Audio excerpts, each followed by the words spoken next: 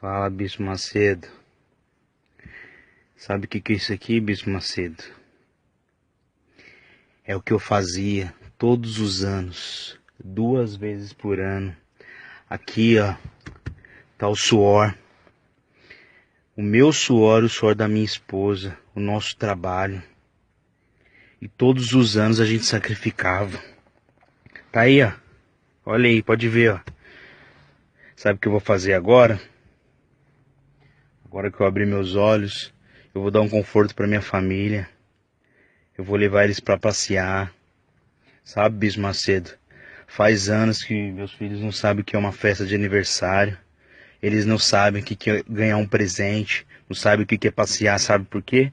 Porque todo o meu dinheiro eu dava na empresa Igreja Universal do Reino de Deus. Tá vendo? Sabe o que eu vou fazer agora com esse dinheiro todo aqui? Vou pagar minhas contas. Não é assim que vocês falam?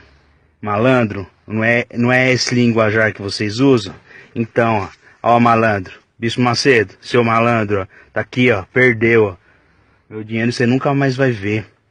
Nunca mais vai ver, tá vendo? Aqui, ó, 8 mil reais, ó. Olha aí, malandro. Perdeu. Que ia pra Fogueira Santa, ia pro altar de Baal, na empresa Igreja Universal do Reino de Deus. Agora você perdeu, malandro. Ó, Bispo Alfredo, continua as denúncias aí, ó. Deus abençoe. Vamos pra cima deles, esses cão golosos. Tchau.